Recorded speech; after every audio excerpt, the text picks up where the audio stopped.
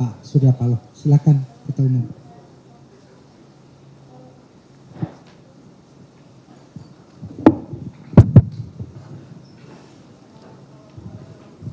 Assalamualaikum warahmatullahi wabarakatuh. Selamat malam dan salam sejahtera bagi kita semuanya, rekan-rekan pers yang saya dan kami hormati. Sebenarnya malam sudah cukup larut. Saya tahu betapa kawan-kawan semua juga pasti dalam kondisi keadaan yang relatif cukup lelah. Tapi untuk satu misi dan tugas bersama, baik rekan-rekan wartawan maupun kami di Nasdem ini, kita pikir tugas kita bersama untuk memberikan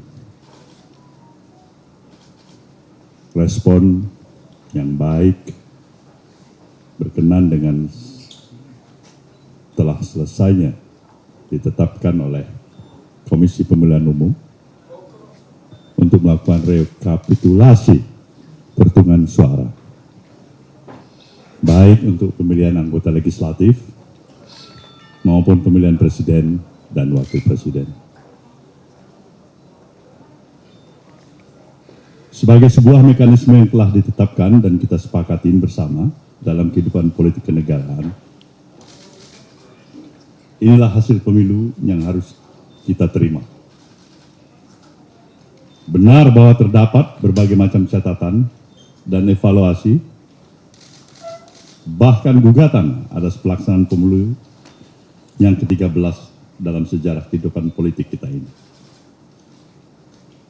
Tidak kurang dari kalangan aktivis, dari berbagai kelompok masyarakat sipil, hingga para guru besar, kampus-kampus ternama di seluruh tanah air, turut menjadi bagian dari suara-suara tersebut. Namun, apapun itu, suka atau tidak suka, mau atau tidak mau, kita harus menerimanya. Bahwa harus terus berlangsung evaluasi, koreksi, hingga diskursus yang tidak berkesudahan dalam upaya memperbaiki sistem pemilu serta berpraktek berdemokrasi. Namun kehidupan politik harus terus berlangsung. Kita harus terus berdialektika di dalam dinamika politik yang tengah berjalan.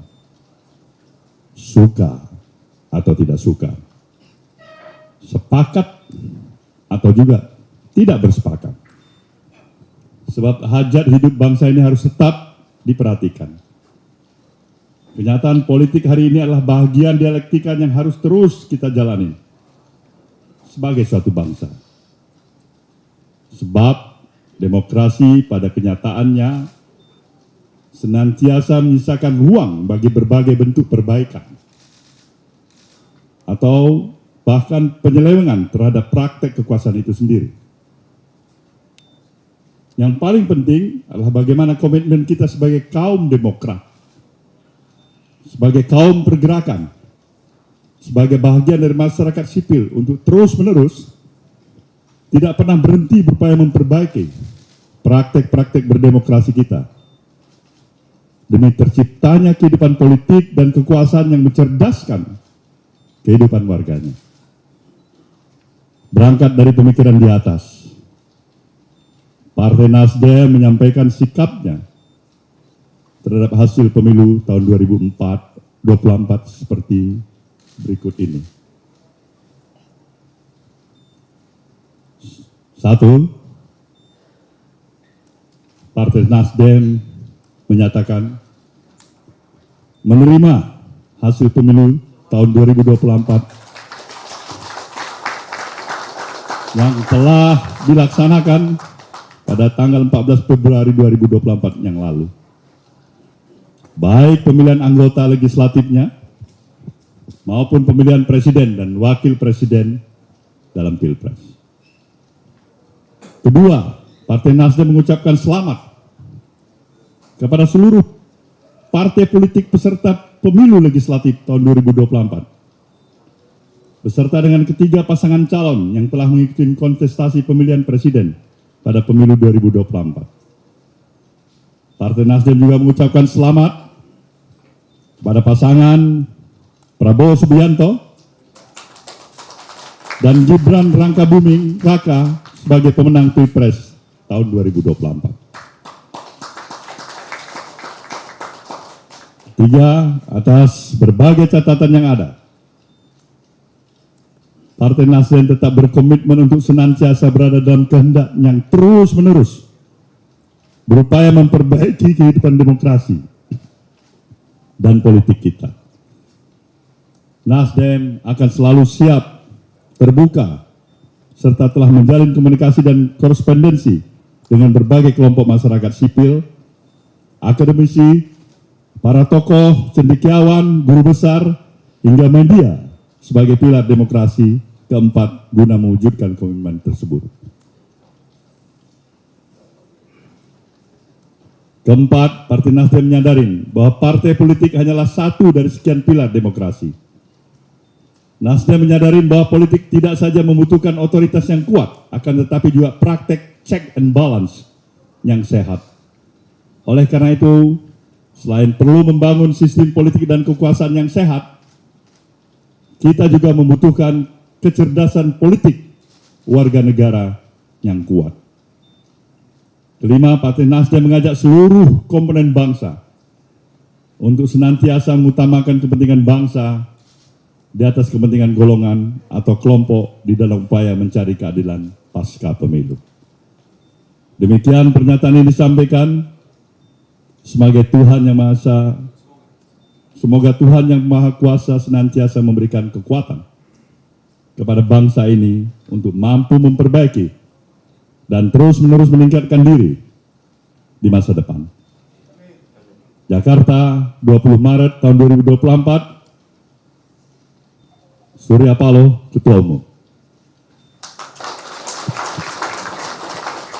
Terima kasih Ketua Umum sudah menyampaikan butir-butir pernyataan sikap Partai Nasdem. Sekarang kami serahkan kepada teman-teman media.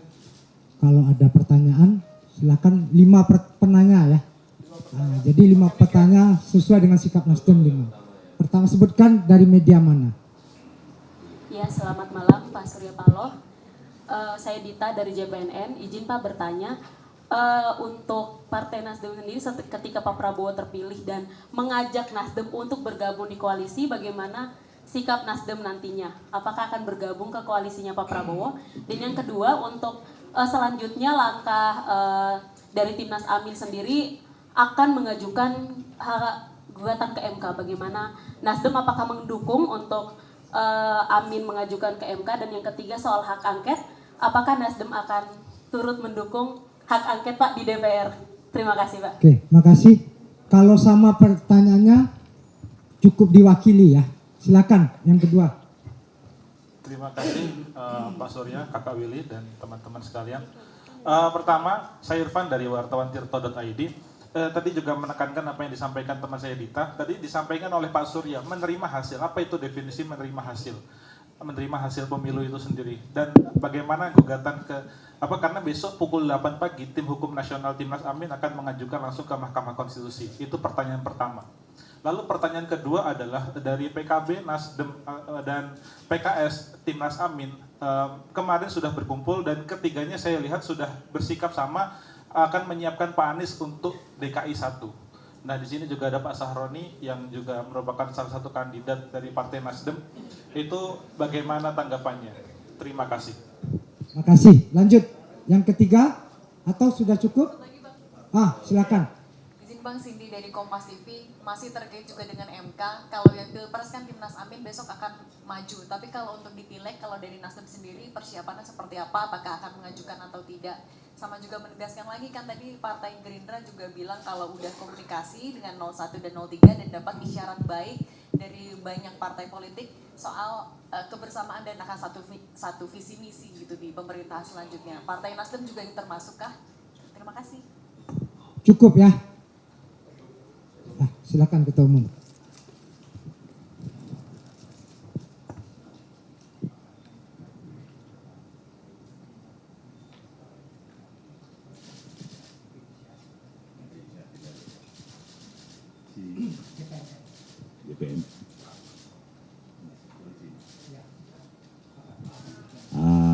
pertanyaannya bagaimana nasib koalisi ya? Kira-kira begitu?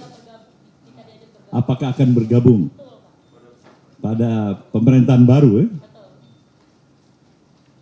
Untuk bergabung pada pemerintahan baru, saya pikir bukan prioritas utama bagi Nasdem. Ya. Kemungkinan tetap bergabung maupun tidak bergabung itu sama posisinya hari ini. Jadi ini saya ingin bertegas, tidak merupakan prioritas untuk segera bergabung. Harapan dari Nasdem tentu, pemilu ini tentu kita harapkan menghasilkan pemerintahan yang lebih hebat, lebih kuat, lebih solid, lebih mantap untuk menjalankan roda administratif pemerintahannya. Itu harapan yang jelas dari Nasdem. Itulah sikap Nasdem. Jadi ini untuk menjawab hal yang pertama.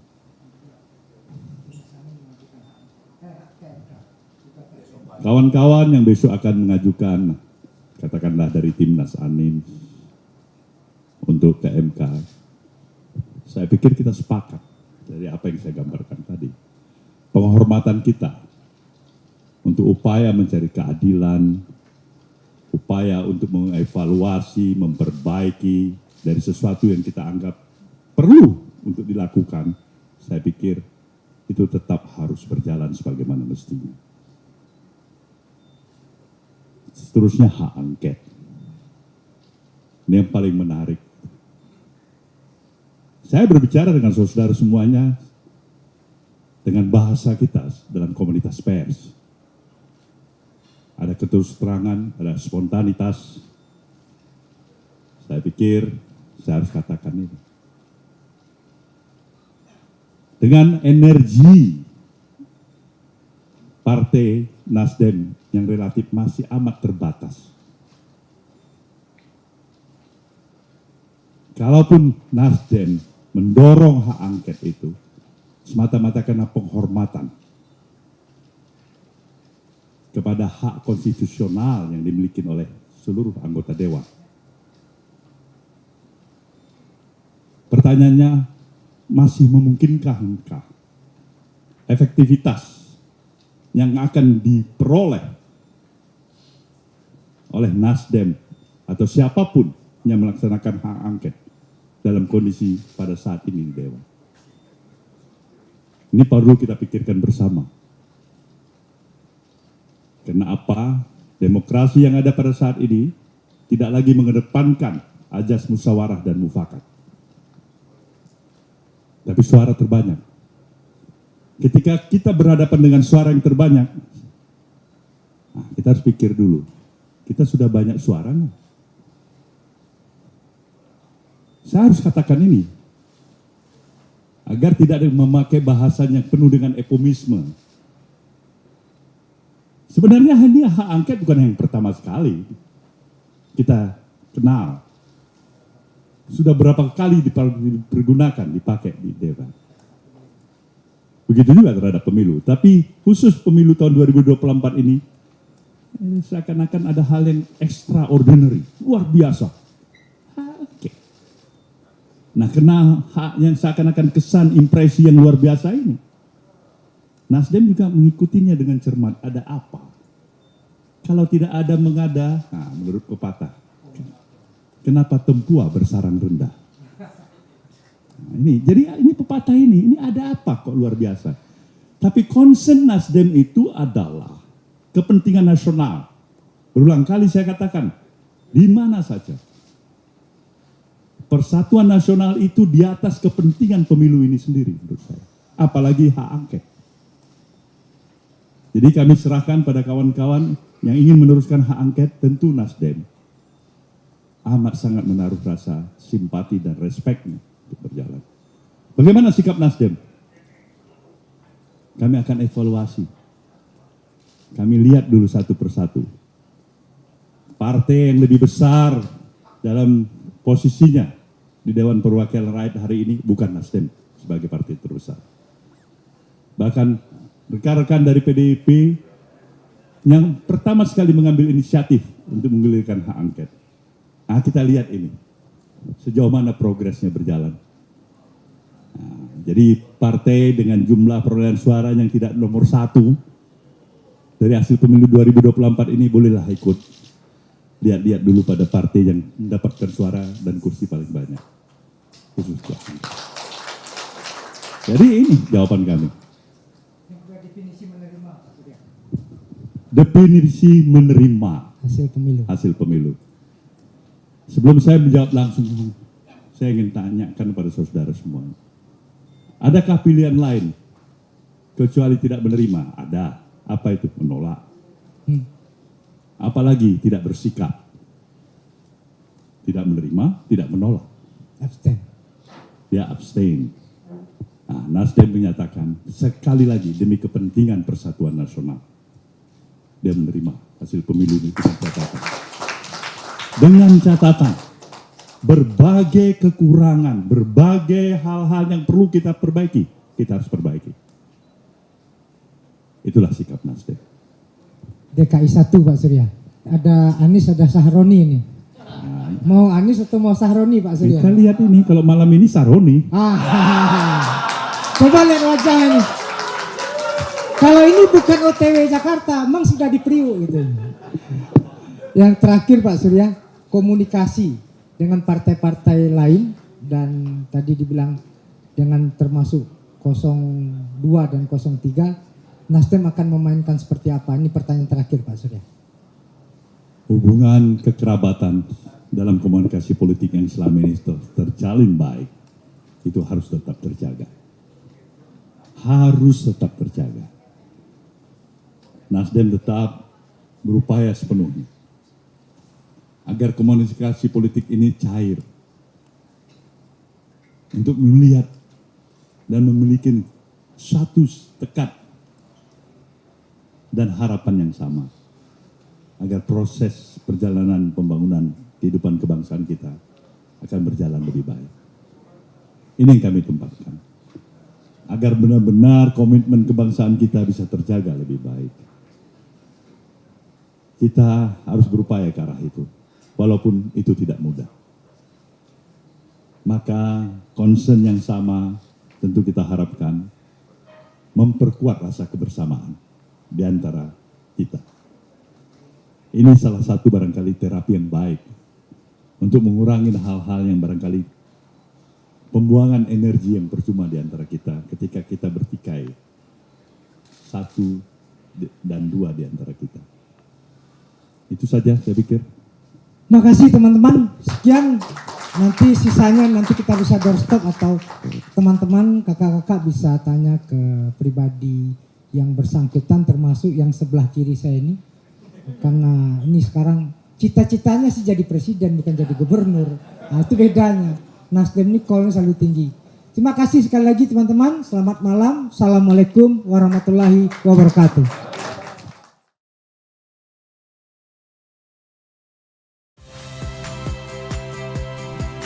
Saya Harjuno Pramendito. Saksikan program-program Kompas TV melalui siaran digital, pay TV, dan media streaming lainnya. Kompas TV, independen, terpercaya.